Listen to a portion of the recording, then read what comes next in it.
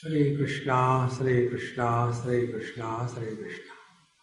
गुरुर्ब्रह्मा गुरुर्विष्णु गुरुर्देवो महेश्वरः गुरु साक्षात् परं ब्रह्म तस्मै श्री गुरवे नमः। तस्मै श्री गुरवे नमः। हमारे शास्त्रों में अनेक विषयों का चिंतन हुआ है। उसमें विषय आते हैं जगत का निर्माण कैसे हुआ। दूसरे विषय आते हैं इस जगत में सुखी दुखी कौन है। तीसरे विषय आते हैं ये कर्म क्या है, भक्ति क्या है, योग क्या है। और इस सब को लेकर के जितनी बौद्धिक कसरत हो सकती है वो अभी भी जारी है।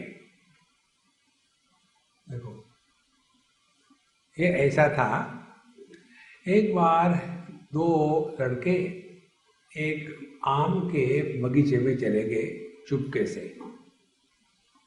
उसमें से एक हमारे जैसा था और दूसरा ज्ञानी था। तो जो हमारे जैसा था उसने सीधे वहां से एक रेनबो लाइट को तो हमारे जैसा था उसने सीधे आम तोड़ करके खाना शुरू कर दिया है, खल्लास। दूसरा नोट्स बना रहा था, यहाँ इस बगीचे में कितने प्रकार के आम के पेड़ है, हर एक आम को एवरेज कितने आम लगते हैं और इस भिन्न आमों की कीमत क्या है। जिसके दिमाग में आम गया वो दिल्ली का सरकार सत्यानाश हो गए। आम आदमी, अरे खास बनो, आम में क्या पड़ा है। अब उतने में बगीचे का चौकीदार आ गया। ये दो बच्चे खा रहे हैं, यहाँ डंडा लेके आया। तो जो मेरे जैसा था खा रहा था वो तो भाग गया, काम हो गया है ना, फिर क्या करना है। तो दूसरा नोट्स बना रहा था, डंडे पड़े उसके। इसी प्रकार से शास्त्रों में क्या कहा है इसके चक्कर में कभी नहीं पड़ना चाहिए। फिर अपने अनुभूतियों का विश्लेषण शास्त्र सम्मत दृष्टि से होकर के अपने अनुभव में निष्ठावान होना, इसको अध्यात्म कहते हैं। देखो, नहीं तो इसी में भटकते रहेंगे, घटाकाश मठाकाश, ज्ञान श्रेष्ठ है कि भक्ति श्रेष्ठ है कि कर्म श्रेष्ठ है। देखो, जैसे पतंजलि महर्षि ने योग शास्त्र जो बताया है उसमें का जो महत्व का सूत्र है, इस पर आप देखेंगे ये योगी लोग बाईपास करके चले जाते हैं और जो नहीं कहा वो उनके सर पर थोपते हैं। कोई भी चीज का जब महात्म्य होता है तो उसको प्राधान्य दिया जाता है, उसका विस्तार किया जाता है। अब योग शास्त्र में देखेंगे आप, जो 8 अंग बताए हैं योग के, यम और नियम पहले 2 जो अंग है, इनके अनुष्ठान को उन्होंने महाव्रत कहा है। और सबसे कम सूत्र यदि किसी के बारे में होंगे तो वो आसन के बारे में। जितने सूत्र है योग शास्त्र में, आसन के लिए केवल 2 सूत्र है। पहला सूत्र है स्थिर सुखम आसनम। उसमें बैठने को थोड़ी कहा है आसन। स्थिर यह आसन का विशेषण नहीं है, ये सुख का विशेषण है। स्थिर आसनम नहीं कहा, स्थिर सुखम। आप मौज में रहो, आपका आसन लग गया। देखो, नहीं तो ये पद्मासन में बैठेंगे और वेट करेंगे कब खुलता है कब खुलता है, और अड़क गए। अरे, और इस आसन की सिद्धि कैसे होगी स्थिर सुखम, उसके उन्होंने 2 पर्याय बताए, उपाय बताए हैं। एक है प्रयत्न शैथिल्य, कितना हम कष्ट करके टेढ़ा मेढ़ा करके बैठते, कौन सा प्रयत्न ही प्रयत्न है। जहां आपके जीवन में प्रयत्न होगा वहां आप नॉर्मल नहीं हो। जो ऊंचे सुनने वाले हैं उनको बड़ा प्रयत्न करना पड़ता है और फिर 2 मिनट में थक जाएंगे, और थक जाएंगे तो why waste time, go to sleep. देखो, तो जहां जहां प्रयत्न है वहां वहां थकावट है, बोरियत है, कष्ट है, और जहां जहां प्रयत्न है वहां मैं है। इसीलिए आप देखेंगे योगियों में मैं बड़ा तगड़ा होता है। किसी को भी शाम दे देंगे, ऐसा करता है कि तेरा सत्यानाश हो जाएगा, और हो जाता है, क्योंकि उनमें एकाग्रता आ गई है ना। एकाग्रता से कुछ भी काम करो सफल होता है, और इन्होंने एकाग्रता डेवलप करी है त्राटक के द्वारा। सामने एक ज्योति लगा करके उसमें ऐसा एकाग्रता से बैठते हैं वो महाराज। तो प्रयत्न शैथिल्य, रिलैक्स रिलैक्स रिलैक्स,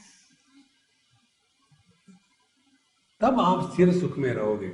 हमेशा चढ़े हैं, दिमाग और तबला हमेशा चढ़ा के नहीं रखते, जब काम है तभी चढ़ा। देखो संतो, प्रयत्न शैथिल्य का कहीं नाम उच्चारण नहीं होता। और प्रयत्न शैथिल्य कब होगा? अनंत समापत्ति, जब हम अनंत में एक हो जाएंगे तब प्रयत्न शैथिल्य। देखो, इसीलिए वेदांत का अध्ययन करने के लिए पहले हम ये स्पष्ट समझ ले, यहां हम लोग जितने आए हैं हॉस्पिटल में नहीं आए। एक बार हम जिम में जा रहे थे तो एक सज्जन आए, स्वामी जी मैं भी आपके साथ चलता हूँ। मैंने देखो भाई वो मेरा स्थान नहीं है, तू जो करना है करो, मैं तुमको हाँ भी नहीं कह सकता ना भी नहीं कह सकता। नहीं नहीं मैं चलता हूँ। आ गया तो मुझे तो उसने मेरा कार्ड देखा, अंदर जाने दिया। अब यही जाने लग गया मैं स्वामी जी के साथ आया हूँ, यहाँ अलाउड नहीं है आप। क्यों? मैं पैसे दूंगा। बोले पैसे से कुछ नहीं होता। क्यों अलाउड नहीं है? तो उसने कहा आपकी टांगे टूटी है, आप क्रचेस पे हो और गले में पट्टा लगा है कुत्ते के जैसा, आपको जाना ही है तो हॉस्पिटल में जाओ। इसी प्रकार से जो अभी दुनियादारी में फंसे है ना, मेरी बीवी ऐसे, मेरे बच्चे ऐसे, मेरा बिजनेस ऐसा है, मेरे कमर ऐसे, अरे राम राम राम, यहां मत आना। बिल्कुल स्पष्ट समझ लो ये बात। यदि हमको अपने जीवन की इच्छाओं को पूरा करना है तो संतोषी माता के पास चले जाओ, आपकी इच्छाएं पूरी होगी। आपको यदि बहुत लंबा जीना है तो रामदेव बाबा के पास चले जाओ, और हो जाओ बूढ़े, इतने बूढ़े कि अपने बुढ़ापे से स्वयं ही परेशान। एक सिक्किम की अम्मा, उसके लड़के ने मुझे कहा स्वामी जी आप मेरी मम्मी को आके मिल सकते हैं क्या? मैं जरूर मिलेंगे। हमारे मित्र जो थे वो 80 नॉट आउट, तो उनकी मम्मी तो जवान नहीं हो सकती। तो हम गए, काफी झटके खा करके चढ़ करके 500 सीढ़ियां थी, पहाड़ी में था उनका घर। हम गए, बाहर के कंपाउंड में वो कुछ काम कर रही थी और मुझे वहीं से कहती अच्छा मेरे लड़के ने भेजा है आपको? तब मुझे पता चला ये बुढ़ाऊ उसकी माँ है। और आओ नहीं बैठो नहीं कुछ नहीं, वहां से मेरा फायरिंग शुरू कर दिया।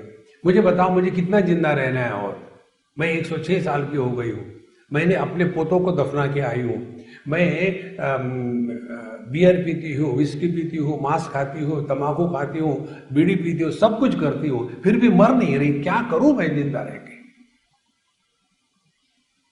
देखो महाराज, अपने जीवन का एकमात्र प्रयोजन है और ये है अपने माध्यम से परमात्मा 100% प्रकट होवे। यदि ये हुआ अथ सत्यमस्ति न चेदिहा वेदित महती विनष्टि। देखो दोस्तों, इसीलिए शास्त्रों का अध्ययन करना आध्यात्मिक दृष्टि से और शास्त्रों का अध्ययन करना जॉब के लिए, इसमें बहुत फर्क होता है। देखो कहाँ की बात है, बंबई की बात है। एक हमारी अम्मा थी और उन्होंने भगवान शंकराचार्य के शतश्लोकी पर पीएचडी करनी थी। तो हमारे पास आती थी, स्वामी जी ये बताओ वो बताओ, और फिर उसको पीएचडी मिल गई। हमने कहा भाई तुम्हारे गुरु महाराज के हम भी दर्शन करेंगे। तो उन्होंने मुझे उनका फ़ोन नंबर दिया, मीटिंग फिक्स करा दी। मैं बम्बई में उनके घर गया। केवल पति पत्नी थे, दोनों बुढ़ाऊ थे। जाने के बाद वेट कर रहे थे मेरा। ये भी नहीं कि अंदर आइए, खड़े खड़े शुरू हो गए। मैंने ये किया, मैंने वो किया, मेरे इतने स्टूडेंट है, मैंने इतने पीएचडी करवाए और मैंने इस पर ग्रंथ लिखा। ऑक्सफोर्ड में मैं इतनी बार लेक्चर के लिए गया, स्टैनफोर्ड में इतनी बार लेक्चर के लिए गया, और उसके बाद चले जा रहे। मैंने कहा कि मैं अंदर आके बैठ सकता हूँ, यहीं बैठ जाऊँ। बोले नहीं आइए बैठिए, कोई बात नहीं। अंदर आके बैठे। उसके पश्चात मुझे कहते हैं कि आप मुझे एक बात बता सकते हैं क्या? क्या बात है? आप तो इतने ज्ञानी है, मैं तो एकदम घबरा गया हूँ आपको देखकर। बोले ये जप कैसा करते हैं? मैंने उनको कहा देखो आपने शास्त्रों का अध्ययन किया है, तद विद्धि प्रणिपातेन परिप्रश्नेन सेवया उपदेक्षन्ति ते ज्ञानम ज्ञानिनः तत्वदर्शिनः। तो पहले आप मुझे नमस्कार करो, दूसरी बात मेरे शिष्य बनो। स्वामी जी मुझे उसने बताया था कि आप बहुत मजाकी है। मैंने बोला सीरियस हूँ। देखो महाराज इतना सारा किया, भगवान का नाम कैसा लेते हैं ये पता नहीं। देखो ब्रह्म विद्या पेट भरने की विद्या नहीं है, बहुत महत्व की बात है। तो जो हम शास्त्रों का अध्ययन करते हैं और दुनियादारी के विषयों का अध्ययन करते हैं, उसमें फर्क क्या है? जैसे हम पुस्तक को देखते हैं तो पुस्तक को देखते हैं, और जब हम दर्पण को देखते हैं तो दर्पण में देखते हैं। देखो डिफरेंस। दर्पण को नहीं देखते, दर्पण में देखते हैं। और दर्पण में भी प्रतिबिंब को नहीं देखते, अपने आप को देखते हैं। तो जब टूथपेस्ट ब्रश ले लिया और उसके बाद ई किया और वहां लगाते हैं क्या? देखो महाराज शास्त्रों का अध्ययन हमको एक क्षण में अंतर्मुखी बना देता है। अरे ये तो अपनी बारे में बात हो रही है। भगवान रमण महर्षि ने कई शास्त्र का अध्ययन नहीं किया था। जब उनकी निष्ठा हो गई, अब टाइम पास करना है, फिर उन्होंने टाइम पास करने के लिए शिव रहस्य ग्रंथ का अध्ययन शुरू कर दिया। उसमें जब वो पढ़ते थे, अरे यार ये तो मेरी बात है, यही तो मेरा अनुभव है, यही तो मेरा अनुभव है। देखो सच शास्त्री कुर्वन्ति शास्त्राणि, नारद भक्ति सूत्र में आता है, शास्त्रों को सत्यता प्रदान करने वाले संत होते हैं। शास्त्रों के कारण संत नहीं होते, क्योंकि उन्होंने शास्त्र के सिद्धांत को अनुभव करके प्रकट किया है। तीर्थी कुर्वन्ति तीर्थाणि, तीर्थ क्षेत्र जो होते हैं वहां के नदी पेड़ पौधे मंदिरों से नहीं होते, वहां जो साधु संत रहते हैं उनके कारण तीर्थ की महिमा होती है। इसीलिए शास्त्रों का अध्ययन करना माने हर एक विचार हमको अपने पास ले जावे। तो जगत के निर्मिति का वर्णन, ये जगत कैसा निर्माण हुआ इसके लिए नहीं किया गया। ये जगत निर्माण हुआ और ये नष्ट होगा ये कहने के लिए नहीं कहा गया। देखो ये सिद्धांत ठीक है कि वो सिद्धांत ठीक है, इसके कंपैरिजन के लिए नहीं कहा गया। उसी प्रकार से जीव माने क्या, उसने पाप किया पुण्य किया पिछला जन्म ये जन्म, इसके लिए नहीं है। हमको कर्म के चक्कर में फंसाने के लिए कर्म का सिद्धांत शास्त्रों में नहीं कहा गया है। भक्ति का सिद्धांत भी हमको रोना धोना इसके लिए नहीं कहा गया है। देखो संतो, इसीलिए जब तात्पर्य निर्णय ठीक होता है तब आपकी दृष्टि में परिवर्तन आ गया। देखो, एक उदाहरण दूं आपको। जो छोटे दायरे में फंसा है उसको अनंत की बात समझ में नहीं आएगी। ये सिद्धांत है। अब ये सिद्धांत बताने के लिए कुछ न कुछ कहानी बताते हैं। आप देखेंगे हमारे सभी के सभी जो शास्त्र के सिद्धांत है वो कहानियों के माध्यम से बताए गए। तो कहते हैं एक बार एक मछली थी समुद्र की और वो चली गई एक कुएं में, और वहां एक कुएं में मेंढक था, और मेंढक ने देखा कि नहीं कोई आई है, पूछा तुम कौन हो? तो मछली ने कहा मैं मछली हूं, जल की रानी। तो कहाँ से आई हो? उसने कहा मैं समुद्र से आई हूं। समुद्र क्या होता है? पानी का संग्रह। कितना संग्रह होता है? अब मछली चुप हो गई। तो फिर फ्रॉग ने, मेंढक ने अपने छोटे हाथों से इतना दिखाया, कितना पानी? बोले नहीं।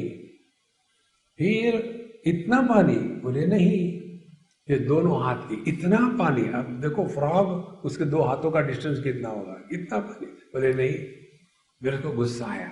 पानी में एक जंप ली यहां से वहां तक। इतना? बोले नहीं रे बाबा। फिर कितना? फिर वो मछली चुप। फिर गुस्से गुस्से में इसने छलांग मारी दीवार से दीवार तक टाइगर ली। इतना? बोले नहीं। फिर कितना? बोले चलो मेरे साथ।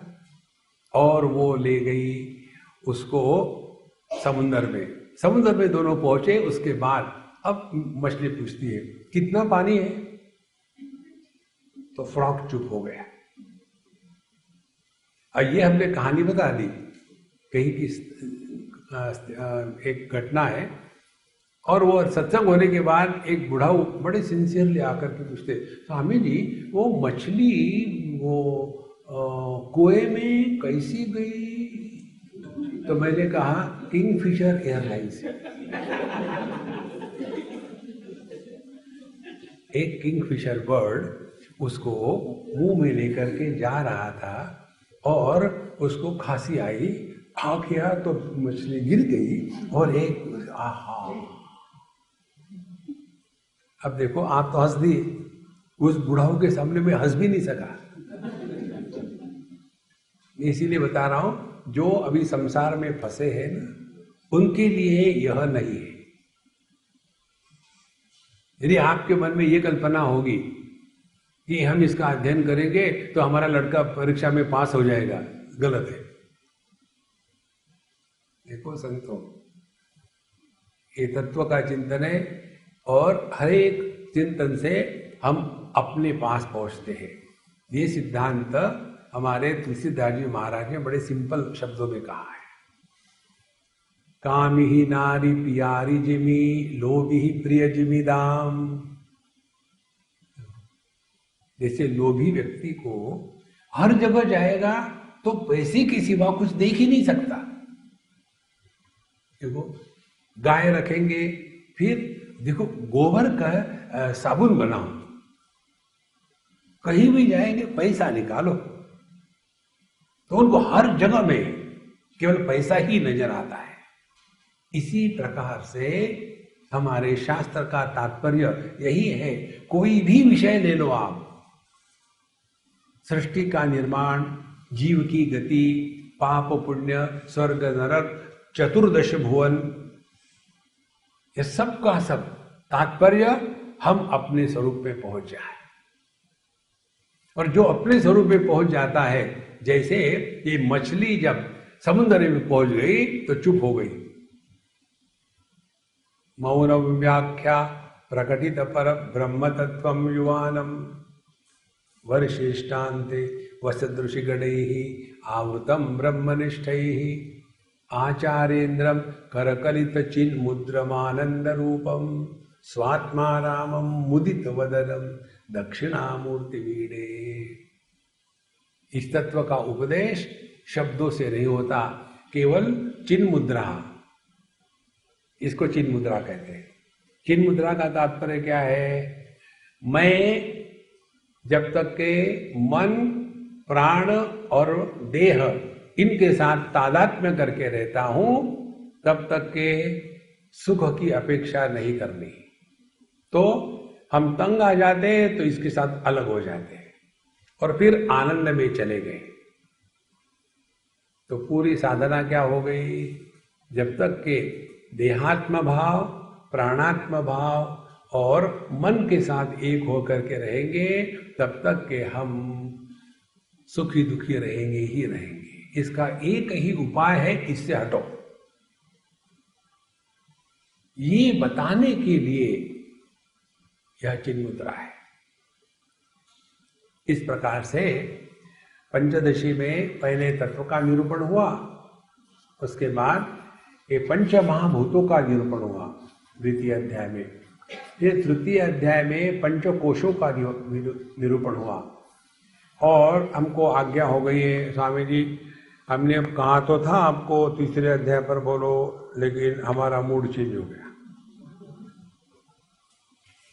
फिर आप चौथे पर बोलो। हमको तो कोई फर्क पड़ता ही नहीं, देखो कुछ भी बोलो बात वही है। यहाँ चौथे अध्याय में दो प्रकार के सृष्टियों का वर्णन हुआ है। एक ईश्वर के द्वारा निर्मित सृष्टि और दूसरी जीव के द्वारा निर्मित सृष्टि। अब ईश्वर के द्वारा जो सृष्टि का निर्माण है, इसके भिन्न भिन्न उपनिषदों में भिन्न भिन्न प्रक्रियाएं बताई है। पहले उन प्रक्रियाओं का यह वर्णन करते हैं। ईश्वरेणापि जीवेन सृष्टम द्वैतम विविच्यते विवेके सति जीवेन हेयो बंध स्फुटी भवेत्। ईश्वर के द्वारा और जीव के द्वारा, दोनों के द्वारा, द्वैत माने सृष्टि, द्वैत माने जहां अनात्म भाव की कल्पना को सत्य माना जाता है उसको जगत कहते हैं। तो यह जो द्वैत है, ये ईश्वर ने भी निर्माण किया और जीव ने भी निर्माण किया। अच्छा महाराज, फिर विविच्यते, अब इनका हमको विवेक करना है। इसको विवेक किसको कहते हैं? एक है तिल तंडुल न्याय। एक बच्चे को मार्केट में भेजा था, बेटा जाकर के 1 किलो चावल और 1 किलो तिल ले आना। तो उसने कागज की पुड़िया में बांध करके ले आए, दोनों को एक थैले में रखा, साइकिल पे लटकाया, आया। अब साइकिल से धक्का लग के कागज के दोने जो थे वो फट गए और ये दोनों इकट्ठा हो गए। घर जाके मम्मी गया पटका, ले मुझे खेलने नहीं देती, हमेशा ये कर वो कर। तो मम्मी ने देखा, अरे ये तिल और तंडुल तो एक ही हो गए। फिर कहा अब इसको अलग अलग कर, तिल इधर तंडुल उधर, तंडुल माने चावल, अलग अलग कर। ये हो गया तिल तंडुल न्याय, दो को अलग करना। दूसरा होता है सांख्य का जड़ चेतन विवेक। दृष्टा जो चेतन होता है, दृश्य जड़ होता है। जैसे मैं देखने वाला और ये माइक देखा गया, तो मैं चेतन, ये माइक जड़। मैं देखने वाला, आपको मैं देख रहा हूं, इसीलिए मैं चेतन आप जड़। गणित है, जड़ चेतन विवेक। और तीसरा होता है सुख दुख विवेक। ये करने से सुख होता है, वो करने से दुख होता है, तो पुण्य का फल सुख है और पाप का फल दुख है। ये कर्म का विवेक। ये करना योग्य है, ये करना अयोग्य है। धर्मशास्त्र के अनुसार कर्म के मीमांसा और निर्णय होता है, अपने मर्जी से नहीं होती। ये विवेक। वेदांत में जो विवेक है वो भिन्न है। वेदांत में विवेक है सत असत विवेक। अब देखो ये बड़ी सूक्ष्म बात है। हर जगह दो चीजें देखी हमने, तिल और तंडुल अलग अलग, जड़ और चेतन। बड़ा सिंपल है समझने के लिए। लेकिन ये जो सत असत विवेक है, सत माने जो है, असत माने जो नहीं है। अब जो नहीं है उसका क्या विवेक करोगे? तो सत असत विवेक का अर्थ क्या हो गया? केवल सत मात्र है, ना सतो विद्यते भावः ना भावो विद्यते सतः। जो है वो है ही, जो नहीं है वो नहीं है, सत असत। लेकिन एक तीसरी बात बीच में आ जाती है, और वो है जो नहीं होते हुए भी प्रतीत हो रहा है, उसको शास्त्रों में मिथ्या कहते हैं। देखो, तो हमारे अनुभूति के तीन क्षेत्र हैं। एक क्षेत्र वो है जो कभी जिसका निराकरण नहीं हो सकता। उदाहरण बता दो आपको। एक बार हम बच्चों के साथ थे, तो उनको सच बोलना ये उनको बताना था। तो उनको मैंने बोल दिया, मैंने देखो पहले जानते सच और झूठ क्या होता है। सच माने सच, झूठ माने नहीं है, असत।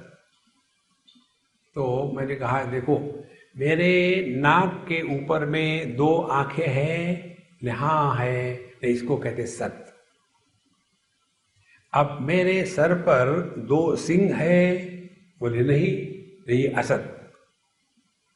और वहां एक लड़का था, उसका किसी में इंटरेस्ट नहीं था, वो इधर उधर देख रहा था। मैंने उसको पूछा तू बता। तो क्या बताऊं? मैंने अभी जो मैंने पूछा, बोले क्या पूछा? सुना नहीं? बोले नहीं सुना। अच्छा बता दे, मेरे सर पर सिंह है? बोले अभी तो नहीं है। क्या भरोसा बाद में आ जाए। जो न होते हुए भी प्रतीत होता है उसको कहते हैं मिथ्या प्रत्यय। देखो, तो जब हम विवेक करते हैं तो इस विवेक को लेकर के ईश्वर सृष्टि और जीव सृष्टि, ईश्वर सृष्टि है और जीव सृष्टि प्रतीत होती है। अब जो वस्तु प्रतीत हो रही है उसका निर्णय ले लो कि वो नहीं है या न होते हुए भी प्रतीत हो रही है। देखो, इसका जब विवेक करेंगे तो कहते हैं विवेके सति जीवेन हेयः बन्धः। उसके बाद जब विवेक होगा ठीक से, तो जीव के द्वारा जिस सृष्टि का निर्माण हुआ है और यही जीव सृष्टि ही बंधन का कारण है, तो जहां हमको ये पता चलेगा यह जीव सृष्टि एग्जिस्टेंस में है ही नहीं, ये केवल प्रतीत हो रही है और इसी में सब दुख है और यही बंधन का कारण है। देखो, और इसीलिए हे यह त्याज्य है, त्यागने योग्य है। उसके बाद पता चलेगा बंधन में कौन है और मुक्त कौन हुआ। तो आपको ये पता चलेगा, ध्यान से सुनना, बंधन में कोई नहीं था और मोक्ष किसी का हुआ नहीं। देखो, गौड़पादाचार्य लिखते हैं, न निरोधो न च उत्पत्ति न बद्धो न च साधकः न मुक्तः न मुमुक्षुर्वै इत्येषा परमार्थता। ना तो कोई बंधन में था, ना तो कभी किसी का मोक्ष हुआ है। केवल एक ही तत्व पर ये बंध मोक्ष की केवल कल्पना करी है। इस कल्पना को कल्पना के रूप में स्वीकार करो तो कोई प्रॉब्लम ही नहीं है। यह है वेदांत का अध्ययन, यह है वेदांत की साधना। और ये कौन कर सकता है? जो दुनिया से हट चुका है। इसीलिए शास्त्र बताते हैं कर्माणि चित्त शुद्ध्यर्थम। कर्म का तात्पर्य अंतःकरण को शुद्ध करना। अंतःकरण को शुद्ध करना माने अब हमारे अंतःकरण में जो अशुद्धि आई है उसको हटाओ। अशुद्धि क्या है? काम क्रोध लोभ मोह मद मात्सर्य राग द्वेष मैं तू, इन सब को हटा दिया, अंतःकरण शुद्ध हो गया। शुद्ध अंतःकरण को समझना हो तो ऐसा समझ लो, शुद्ध अंतःकरण दर्पण तुल्य होता है। दर्पण की मेमोरी नहीं होती, इसीलिए दर्पण में अहंकार नहीं होता। देखो, अब दर्पण की क्या स्थिति है, जो भी सामने आए प्रतिबिंबित किया। लेकिन दर्पण कभी ऐसा कहता है क्या? एक सुंदर लड़की गई दर्पण के सामने और दर्पण कहेगा, ए हैंग अराउंड लिटिल लॉन्गर, मजा आ रहा है। और हमारे जैसा फूसट गया तो हट, दूसरे को आने नहीं। दर्पण प्रतिबिंबित सबको करता है, लेकिन पकड़ के किसको नहीं लगता, किसका तिरस्कार भी नहीं करता। ऐसा जब हमारा मन हो जाता है, उसको कहते शुद्ध अंतःकरण। देखो, भगवान शंकराचार्य कहते हैं, शत्रौ मित्रे पुत्रे बंधौ मां कुरु यत्नम विग्रह संधौ। जगत में ऐसे रहो, दोस्त दुश्मन मत निर्माण करो। देखो महाराज, ये संबंध है, यही बंधन है। दोनों एक ही धातु से बने हैं। संबंध का बंधन न होते हुए भी हमको बांध के रखता है। देखो, इसीलिए विवेक के सती, जब हम इसका ठीक से विवेक करेंगे तब ये बात समझ में आई। अब ये जो ईश्वर की सृष्टि है उसके बारे में बताते हैं। अब अनेक जो भिन्न भिन्न वेदों में भिन्न प्रकार की जो प्रक्रिया आई है, उसका एक एक सैंपल हमको दे रहे हैं। मायाम तो प्रकृतिम विद्यात् मायिनम तो महेश्वरम समायी सृजतीत्याहो श्वेताश्वतर शाखिनः। श्वेताश्वतर उपनिषद में बताते हैं कि प्रकृति जो है वही माया है, और इस प्रकृति को जो धारण करने वाला है वो माई या महेश्वर है। और ये जो माई या महेश्वर है, यही अपने प्रकृति का आधार लेकर के इस जगत का निर्माण करता। पहला सृष्टि के निर्मिति का प्रतिपादन श्वेताश्वतर उपनिषद में यहाँ प्रस्तुत किया। फिर दूसरा करते हैं, आत्मा वा इदमग्र आसी इदमग्र भूत स ईक्षत सृजा इति संकल्पेना सृजन लोकान स एतानिति बहुवृचः। तो यह आता है अपने ऋग्वेद में, जहाँ कहते हैं, वहाँ का जो महावाक्य है प्रज्ञानम ब्रह्म, उसमें जब प्रतिपादन होता है ऐत्रेय उपनिषद में, तो प्रतिपादन इस प्रकार से होता है, आत्मा वा इदमग्र आसीत् नान्यत् किंचित स ईक्षत लोकान् सृजायति। तो ये दूसरा सृष्टि के निर्मिति का प्रसंग आता है ऋग्वेद में, जहाँ कहते हैं कि यह सृष्टि इस प्रकार से निर्माण हुई। फिर आगे कहते हैं कि खम वायवाग्नि जलोर्व्योषधि अन्न देहा क्रमादि में संभूता ब्रह्मण तस्मात् एतादात्मनोऽखिला। फिर कहते हैं, तस्मात् आत्मनः आकाश संभूतः आकाशाद् वायुः वायोरग्नि अग्निरापः अद्भ्यः पृथ्वी पृथिव्या अन्नम अन्नात् पुरुषः। इस क्रम से यह सृष्टि का निर्माण हुआ है, और इसीलिए ये सभी के सभी हमसे ही निर्माण हुए, आत्मा से ही निर्माण हुए। यह बात दूसरे उपनिषद में कही। अब तीसरी बात करते हैं।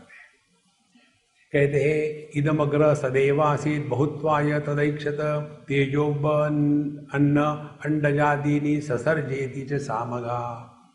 फिर छांदोग्य उपनिषद में आता है कि इदमग्रे सदैवासीत्, इस जगत के, इदम माने जगत, इस जगत के निर्मिति के पहले केवल सत मात्र था, और इस सत ने ईक्षण किया, कल्पना करी, इच्छा करी कि मैं बहुत हो जाऊं, और इसीलिए उन्होंने 3 महाभूत बनाए। अब देखो, तैत्तिरीय उपनिषद में 5 महाभूत आए, इसलिए 3 आए। पहले कहते तेज, अप और अंडजादीनी, तो इन्होंने केवल तीनों ही महाभूतों से सृष्टि बनाई। उसके बाद आता है अथर्वण श्रुति में मुंडकोपनिषद में विस्फुलिंगा यथा वन्निर्जायन्ते क्षरास्तथा विविधाश्चित् जड़ा भावा तथा इति अथर्वण की श्रुति। मुंडकोपनिषद में आते हैं जिस प्रकार से अग्नि की चिंगारियां निकलती है उसी के जैसी, उसी प्रकार से इस परमात्मा से यह सृष्टि निर्माण हो गई। फिर आगे चलते हैं, बृहदारण्यकोपनिषद की बात बताते हैं। जगदव्याकृतम पूर्वम आसित क्रियताधुना दृश्याभ्याम नाम रूपाभ्याम विराडादिषु ते स्फुटे। बृहदारण्यकोपनिषद के अनुसार कहते हैं कि यह जगत पहले अव्यक्त था, बाद में व्यक्त हो गया। ध्यान से सुनना, व्यक्त और अव्यक्त माने निर्माण नहीं। देखो, अव्यक्तादीनि भूतानि व्यक्त मध्यानि भारत अव्यक्त निधनान्येव तत्र का परिदेवना। देखो, भगवत गीता में भगवान कहते हैं पहले हम सभी अव्यक्त थे, बीच में व्यक्त हो गए, फिर अव्यक्त हो जाएंगे। तो कौन पैदा हुआ कौन मरा? पहले इस हॉल में सत्संग अव्यक्त था, अब हम लोग बैठे व्यक्त हो गया, हम चले जाएंगे तो कौन मरा? देखो, इस प्रकार से यह जगत निर्माण हुआ। फिर आगे कहते हैं कैसे निर्माण हुआ। विराडान मनु नरोगावह खराश्वा जा वयस्तथाम पिपीलिका वधि द्वंद्वम इति वाजसये निरहा। तो यह वाजसनीय श्रुति जो है जिसमें बृहदारण्य की बात चल रही है, कहते हैं उसी विराट पुरुष से मनुष्य और गधे, घोड़े, गाय, भैंस, सब के सब, बकरी, बकरे, पिपीलिका माने चींटी, यहाँ तक के सब का सब जीवन जगत इसी परमात्मा से व्यक्त हुआ, पहले अव्यक्त था। फिर ऐसा जगत निर्माण करने के पश्चात फिर क्या हुआ, कहते हैं कृत्वा रूपांतरम जैवम देहे प्राविशत ईश्वरः इति ता श्रुतया प्राहुः जीवत्वम प्राणधारणा। तो ये जो जगत निर्माण किया, अनेक देह निर्माण हो गए।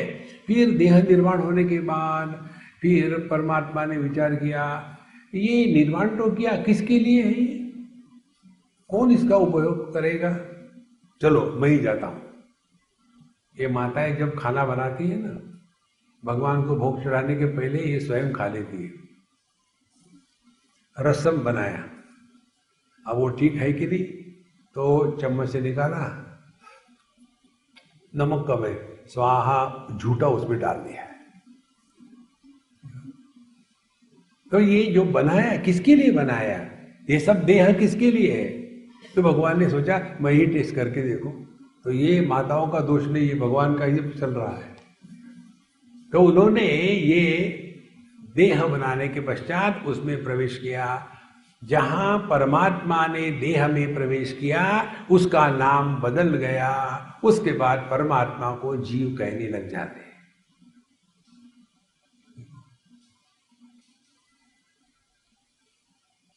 अब ध्यान से सुनना, असल में क्या है? असल में परमात्मा है, उसने देह में प्रवेश किया, प्रवेश होने के बाद उसको जीव कहते हैं। असल में क्या है? आदमी।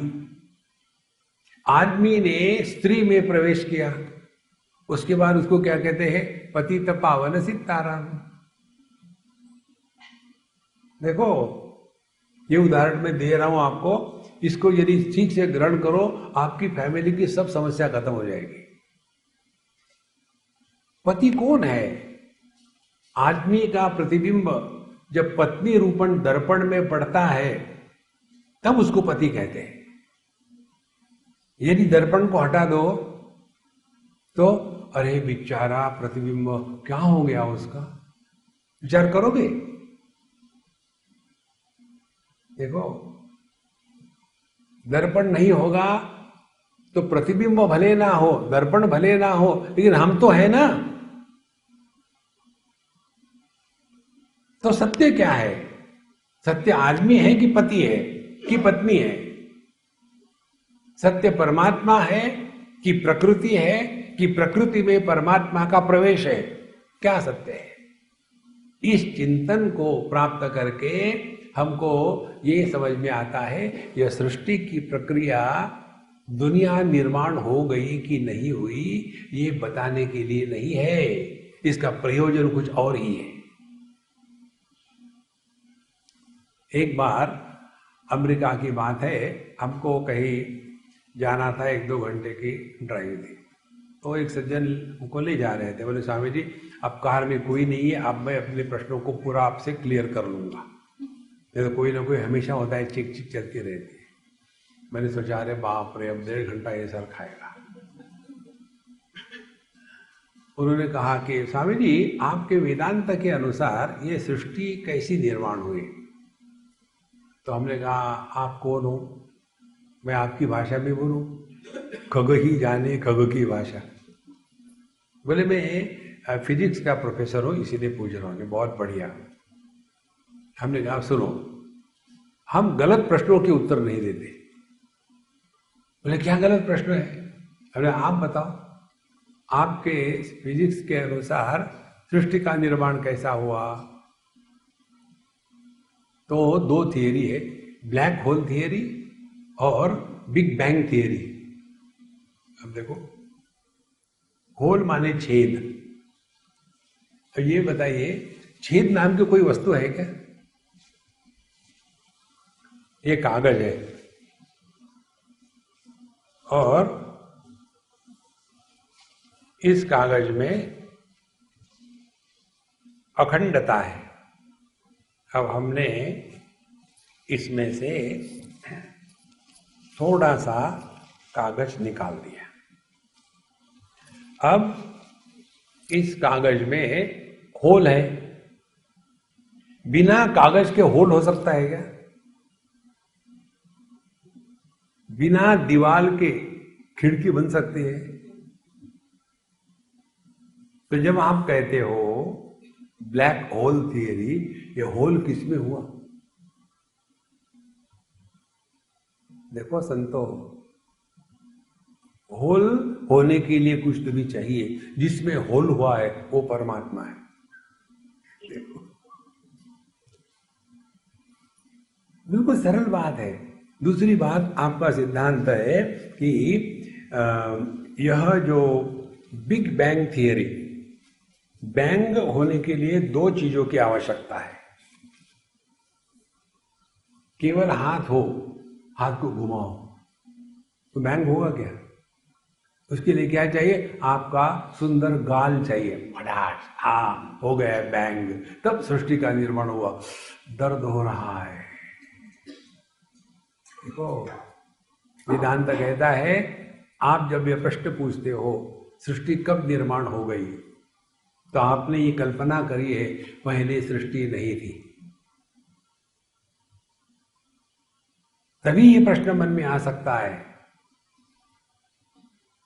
देखो, सृष्टि के अभाव को सिद्ध करने वाला जब तक नहीं होगा तब तक के यह प्रश्न गलत है। और बाद में सृष्टि नहीं रहेगी, ये किसने कहा है? और जो हम गणित करते हैं ना, इतने लाख साल पहले यह पृथ्वी निर्माण हुई, उसका कोई कल्पना के सिवा कोई आधार नहीं है। देखो, तो ये सृष्टि का जो प्रसंग आता है शास्त्रों में, इसका तात्पर्य यही है कि सारी की सारी सृष्टि अव्यक्तादीनि भूतानि व्यक्त मध्यानि भारत, यह संपूर्ण पहले अव्यक्त था, फिर व्यक्त हुआ, फिर अव्यक्त हो गया, फिर व्यक्त हो गया। अब लोग अपना अनुभव देखो, गहरी नींद में सब अव्यक्त है। तत्र माता अमाता भवति, तत्र पिता अपिता भवति, तत्र वेदाः अवेदा भवन्ति। सब अव्यक्त हो गया, फिर व्यक्त हो गया, फिर अव्यक्त हो गया। तो जब हम गहरी नींद में जाते हैं तो नींद में जाने के कारण क्या माता पिता भाई बंधु मर गए क्या? क्या देह मर गया? और जब जग जाते तो क्या वो पैदा हो गए? देखो संतो, तो ये जो सृष्टि के निर्मिति का प्रसंग शास्त्रों में आता है, इसका प्रयोजन ये कभी मत समझना कि सृष्टि की निर्मिति का प्रसंग, यह जगत निर्माण हुआ है कि निर्माण नहीं हुआ है, ये झगड़े के लिए नहीं है। ये झगड़ा दूसरे लोगों को करने दो, हमारा अध्यात्म का तात्पर्य है और वही हमको जीवन में उतारना है। देखो, नहीं तो इसी झगड़े में लगे रहते। इसीलिए आपको अध्यात्म में जाना है तो इस प्रकार का चिंतन ना करें कि इसमें ये कहा है कि वो ठीक है, वो कहा है कि वो ठीक है, इस चक्कर में मत पड़ो। एक पढ़े लिखे वेदांत के व्यक्ति एक महात्मा के पास चले, फक्कड़ बाबा जो होते वो आपको सत्य बताएंगे, उनके पास चले गए। बोले महाराज जी मुझे ये बताओ, ये तैत्तिरीय उपनिषद में जब आता है तस्मात् आत्मनः आकाश सम्भूतः, वो टेप रिकॉर्डर शुरू हो गया। तो महात्मा जी ने कहा यार धीरे धीरे बोल, मैं अनपढ़ हूँ, मुझे समझ में नहीं आता, धीरे धीरे बता। तो उसने कहा पहले देखो मुझे संस्कृत भी नहीं आता, हिंदी में बता ना। बोले उसमें ऐसा कहा है तैत्तिरीय उपनिषद में। देखिए क्या होता है तैत्तिरीय उपनिषद? अच्छा अच्छा क्या होता है? पर उसमें लिखा है आत्मा से ही आकाश का निर्माण हुआ। और बोले आगे मत जाना, एक एक देख लेते हैं। आकाश माने क्या बता? आकाश माने कुछ नहीं। तो आगे क्यों जा रहे होगे जब कुछ निर्माण हुआ ही नहीं? आगे काहे को जा रहे हो? एक लड़की, अब तो शादीशुदा हो गई, जब भी मैं उसको मिलने जाता हूं तो पहले वो मेरे मुंह पे हाथ रखते हैं, Swami ji please don't call me by that name. जब वो छोटी थी उसके घर में गया तो उसका अपने मम्मी के साथ झगड़ा हुआ था और बड़े गुस्से में थी। तो मैंने कहा कि हमारी स्वीट हार्ट कहाँ है? बोले स्वामी जी वो गुस्से में बात नहीं कर रही। बोले मैं इससे बात करता हूँ। मैंने कहा हेलो डियर, तुम्हारा नाम क्या है? कुछ नहीं। तो उस दिन से मैंने उसको कुछ नहीं बोलना शुरू कर दिया। है कुछ नहीं, कैसी हो? स्वामी जी वो मेरा नाम नहीं है, तुमने तो बताया था कुछ नहीं। तो कुछ नहीं एक नाम है। इसी प्रकार से परमात्मा से आकाश, आकाश कुछ नहीं, और उसको हमने सत्य मान लिया। देखो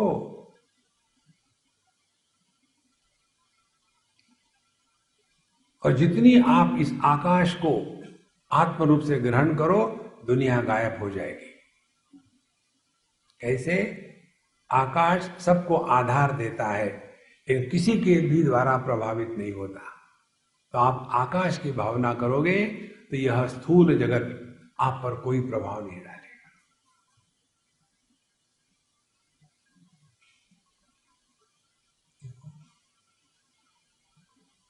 इस आकाश शब्द से ही सब सृष्टि के निर्मिति की कल्पना हुई है, प्रतीति है, वास्तविकता नहीं है। दो सिद्धांत आते हैं वेदांत में, एक है अवच्छेदवाद, दूसरा है प्रतिबिंबवाद। इन दोनों को इस आकाश के साथ बड़ा सिंपल तरीके से जोड़ा जाता है। देखो काश धातु है, इसका अर्थ है प्रकाश। तो जो सबका प्रकाशक है, और काश धातु के पहले आ उपसर्ग जोड़ाओ तो आकाश बन जाता है, जो सबको अपने में समा लेता है। देखो दोनों आगे, जो सबका प्रकाशक है और जो सबको अपने में समा लेता है, लेकिन इन सब के द्वारा जो प्रभावित नहीं होता। देखो जब इस आकाश की धारणा करोगे तो बाकी के तेज, वायु, अग्नि, इससे कोई मतलब नहीं। यदि आपने रस्सी को रस्सी के रूप में पहचान लिया तो उसके बाद में ये इंक्वायरी कंटिन्यू करोगे क्या? नहीं, वो तो समझ गया है, रस्सी देख ली मैंने, लेकिन वो सांप कहाँ गया? देखो सपने से जगने के बाद आप कभी ये कहोगे क्या, नहीं ठीक है सपना तो टूट गया लेकिन इतने पैसा वहां मिला था, वो पैसा कहाँ गया? यदि वो पैसा मैं जागृत में ले आता तो ठीक है, माने अभी आप सपने में हो, उठे नहीं हो। सभी इंक्वायरी, सभी विचार उसी क्षण शांत हो जाते हैं जब हम इस जगत निर्मिति के विषय का प्रयोजन हमको अपने स्वरूप में वापस लौटाना, ये है। जगत निर्माण हुआ या नहीं हुआ यह प्रयोजन नहीं है।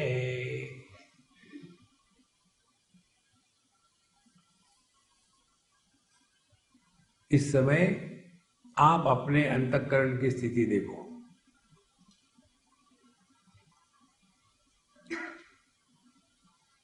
इस समय हम स्त्री नहीं, पुरुष नहीं, जवान नहीं, बूढ़े नहीं, पढ़े लिखे नहीं, अनपढ़ नहीं। इस समय केवल अपना होना,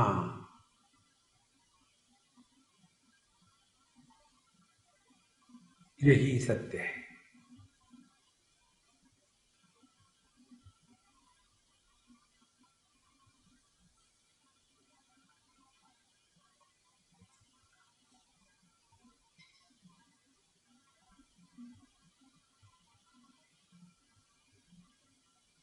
तब जा करके हमने सृष्टि का निर्माण, इस विषय को ठीक से समझा है।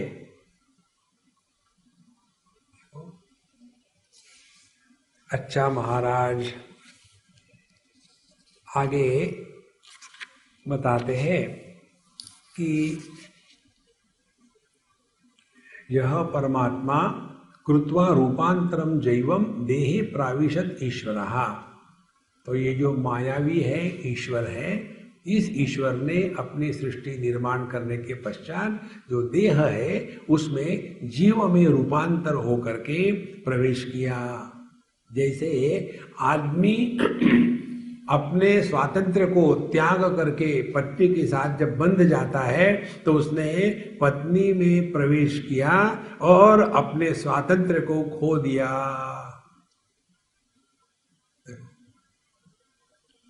अब अच्छा खासा आदमी बेचारा बन गया पति।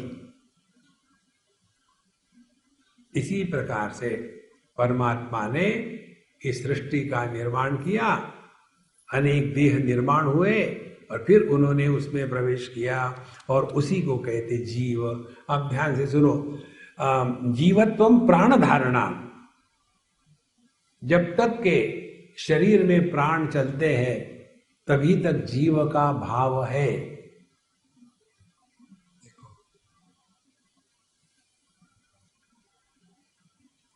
लेकिन यह जीव भाव जब एक देह विशेष से तादात्म्य कर लेता है तब हम अपने आप को सबसे अन्य के रूप में स्वीकार करते हैं।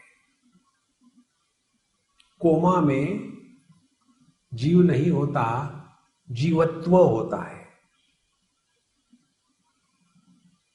एक सज्जन के हम गए, उनकी दादी नानी हुई थी, कोमा में पड़ी थी। खाना खिलाने के बाद आमे जी उसको कुछ आप आशीर्वाद करो। अब उसको मैं क्या आशीर्वाद करूं बताओ? तो उसको यदि मैं कहूँ ये ठीक हो जाए तो ये मुझे परेशान करेंगे। हम सोच रहे थे जाए तो अच्छी है, तुमने उसको जिंदा करते हैं। फिर यदि उसको कहे कि मेरे आशीर्वाद से चले जाओ तो मैं आशीर्वाद दे लोगों को मारता हूँ। तो भी हम भी कोई कच्चे नहीं, हम भी अभी उनका उस बुढ़ाऊ का हाथ में लिया। वो कोमा में पड़ी थी तो हाथ में लिया, ऐसे झूठ मूठ। अब कौन चैलेंज कर सकता है मैं क्या कह रहा हूं? कुछ भी नहीं कहा। मौन व्याख्या प्रकटित पर ब्रह्म तत्व विवाह। तो उसके बाद मैं चला गया। तीसरे दिन वो सज्जन मिलने आए। मेरे स्वामी जी उस दिन आए, आपने हमारी दादी माँ को आशीर्वाद दिया। वो मैं डर गया, अब क्या हो गया? वो जिंदा हो गई कि मर गई? जिंदा हो गई तो वो मुझे मारने आए। बोले उसके दुख हम नहीं देख सकते थे, आपके आशीर्वाद से वो प्रभु के घर पधार गई। हमने कहा देखो झूठ मत बोलो, जो आदमी कोमा में होता है वो दुखी कभी नहीं होता, जिसको बिल पे करने पड़ते हैं वो दुखी होता है। सच यही है। तो केवल प्राणों को धारण करना यह जीवत्व है और ये सबके लिए सामान्य है।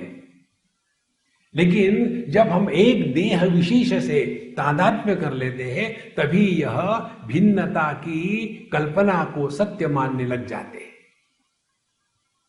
देखो संतो, जैसे हर एक जूते को एक सोल होती है, उसी प्रकार से हर एक बॉडी में एक सोल होती है। समझने के लिए बड़ा आसान है, लेकिन सच नहीं है ये। कल हमने बताया था, भगवान बताते हैं कि क्षेत्रज्ञम चापि माम विद्धि सर्व क्षेत्रेषु भारत, सब में एक ही तत्व प्रकट हो रहा है। प्राकट्य उपाधि के अनुसार भिन्न होता है, लेकिन प्रकट होने वाला सभी उपाधियों में एक होता है। प्राकट्य और प्रकट होने वाला, इसका विवेक जब आप करोगे तब पता चलेगा कि जो प्राकट्य है यह औपाधिक है और जो प्रकट हो रहा है वह वास्तविक है। देखो, आदमी वास्तविक है, पिता के संदर्भ से जो पुत्र है वो वास्तविक नहीं है। आदमी वास्तविक है, पत्नी के संदर्भ से जो पति है वो वास्तविक नहीं है। आदमी वास्तविक है, जो पुत्र के संदर्भ से पिता है वो वास्तविक नहीं है। देखो, इसको केवल समझना है, करना कुछ नहीं।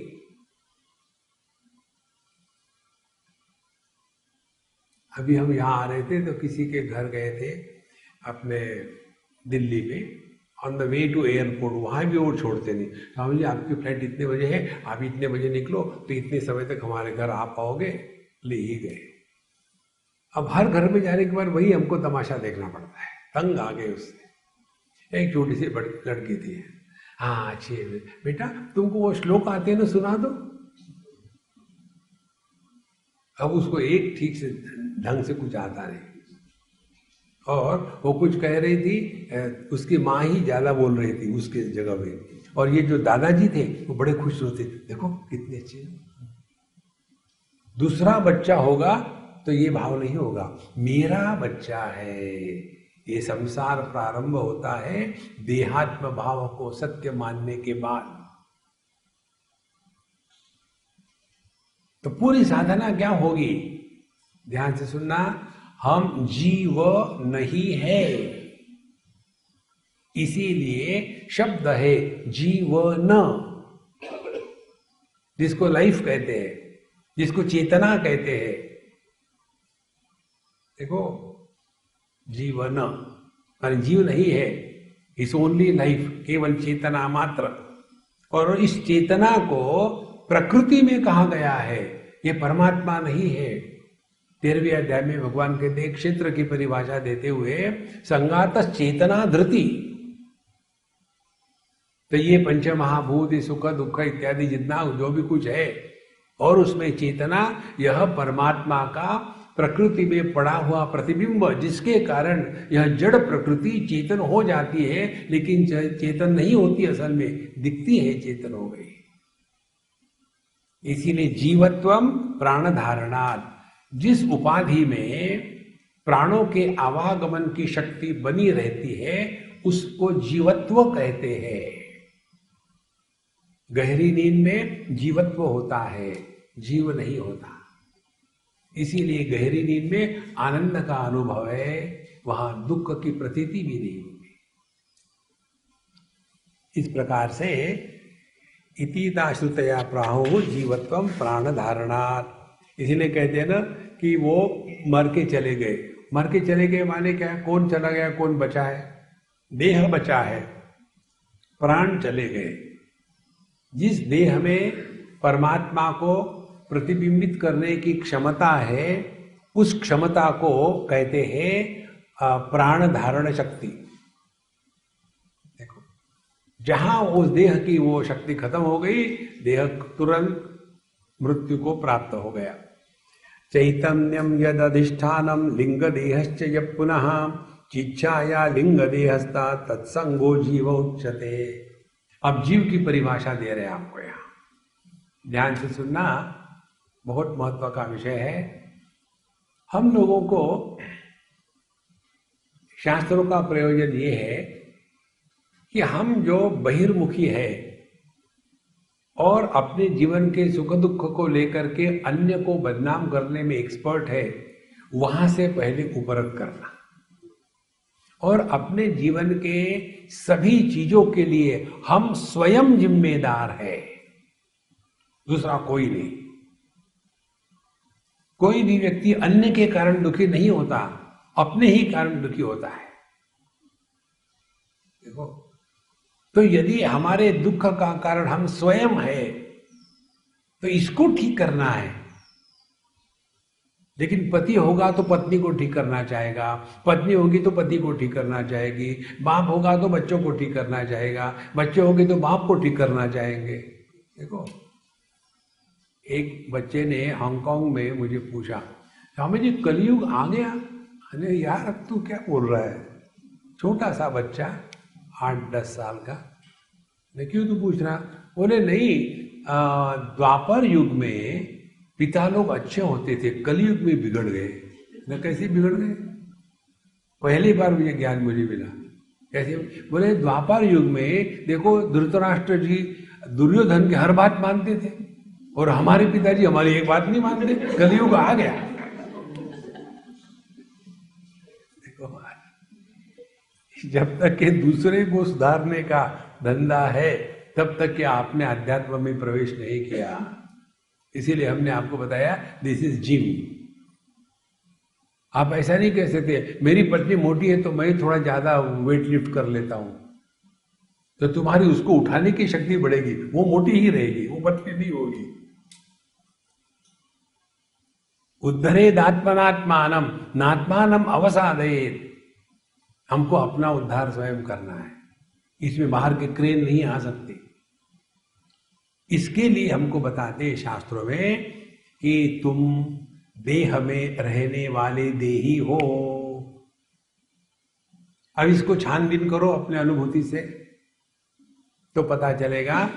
हमारा चश्मा नहीं देख रहा, चश्मे के पीछे आंखें हैं, तो चश्मा एक उपकरण है।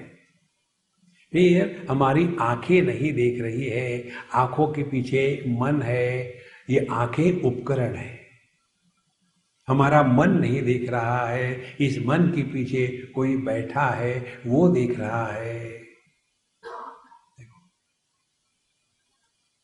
कभी ये भाव आता है कि मेरा चश्मा सबको ठीक देख रहा है? नहीं।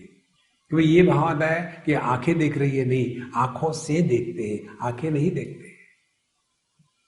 इसी प्रकार से यदि आपका मन उखड़ा उखड़ा हो और किसी ने कुछ बात करे, ठीक है यार बकवास मत कर, ठीक है। और यदि मन प्रसन्न हो और किसी ने कुछ भी उल्टी सीधी बात करे तो भी उसको शांति से स्वीकार करते हैं, कोई बात नहीं। कभी कभी आपने देखा होगा घर में, कभी कभी हम सुबह जो उठ जाते हैं तो एकदम शांत प्रसन्न, और देखा किसी ने चाय पीते पीते नीचे गिरा दिया, वो क्रॉकरी टूट गई, सब जगह गंदी हो गई, और ये महात्मा जी जगे और कहते कोई बात नहीं, एक आध बार हो जाता है, ठीक साफ कर लो, लग ना जाए कहीं। घर के सब लोग आश्चर्य, आज इनको क्या हो गया? नॉर्मली तो ये राक्षस होते हैं, आज ये साक्षर कैसे हो गए? क्योंकि उस दिन उस रात को नींद अच्छी हो गई थी तो मन प्रसन्न था, कोई बात नहीं। और दूसरे दिन रात भर नींद नहीं आई, गुस्सा हुआ, और पत्नी ने पूछा जग गए क्या? तो मरू क्या? अरे किसने पूछा? क्योंकि उस दिन मन गड़बड़ी में था। देखो संतो, तो जो भी अनुभव करने वाला है ये देह से अन्य है। अच्छा, आ गया समझ में। उसको क्या कहते हैं? उसको जीव कहते हैं। मान लिया। जब ब्रह्म की बात आती है तब हमको बताते हैं सत्यम ज्ञानम अनंतम ब्रह्म यो वेद निहितम गुहायाम परमे व्योमन्न सोश्नुते सर्वान कामान सह। जो सत्य है, चित्त है, आनंद है, अनंत है, वह ब्रह्म है। इसी प्रकार से जीव क्या है मान लिया। चिंतन करो क्या है जीव। देखो संतो, तो पति क्या है? कल हमने आपको बताया था, एक लड़की गुस्से गुस्से में मुझे कहती स्वामी जी मैं आपसे बहुत नाराज हूं। मैंने कोई बात नहीं, कोई कैसी बात नहीं, तलाक तलाक तलाक। हमने कहा महारानी तूने मेरे से शादी कब करी थी कि तलाक दे रही? अच्छा तलाक देने के लिए शादी करनी पड़ती है, तो तलाक देने वाला कौन है? देखो महाराज, कोई तो भी होना चाहिए ना, तभी तो तलाक दोगे। तो पत्नी क्या है?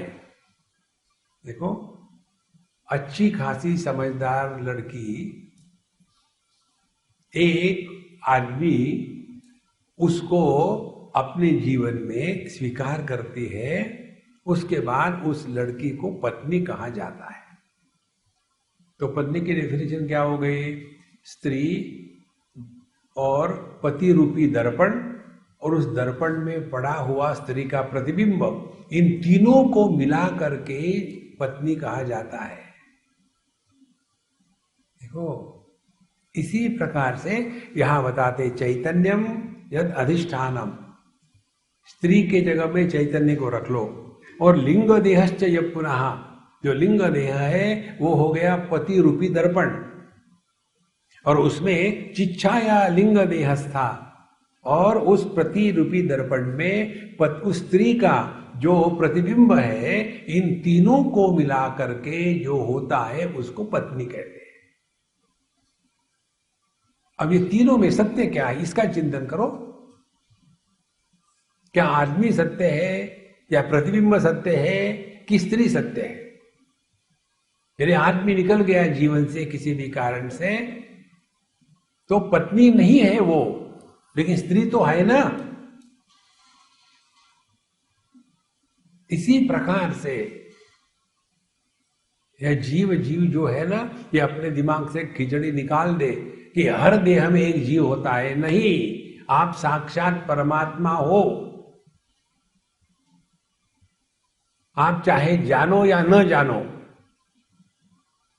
चाहे आप चाहो या न चाहो, आप परमात्मा ही हो। डट के रहो ना। लेकिन किसी ने कहा, देखो एक सज्जन ने मुझे पूछा, स्वामी जी मेरी पत्नी हमेशा कहती है कि तुम सत्संग में क्यों जाते हो, मुझे बताओ। पर मुझे उसके उत्तर नहीं आता। बोले तुम मुझे बताओगे ठीक तो मैं आऊंगी, नहीं तो नहीं आऊंगी। क्या मिलता है वहां, क्यों जाते हो? स्वामी जी उसका उत्तर दीजिए। तो मैंने कहा इसका ये उत्तर है, सत्संग में ही आपको बताते हैं कि तुम साक्षात सच्चिदानंद परमात्मा हो। घर में जाओ तो बेवकूफ कहते लोग। तो कम से कम यही आकर के तो तसल्ली मिलती है, कोई तो पहचानता है हमको। देखो महाराज, हम पाप के पुत्र नहीं है, हम जीव नहीं है, हम पापात्मा पुण्यात्मा नहीं है, हम साक्षात परमात्मा है। इसको पहचानने के लिए यह जीव सृष्टि ईश्वर सृष्टि का प्रसंग है। ओम पूर्णमदः पूर्णमिदं पूर्णात् पूर्णमुदच्यते पूर्णस्य पूर्णमादाय पूर्णमेवावशिष्यते। ओम शांति शांति शांति। हरि ओम। श्री गुरुभ्यो नमः। हरि ओम।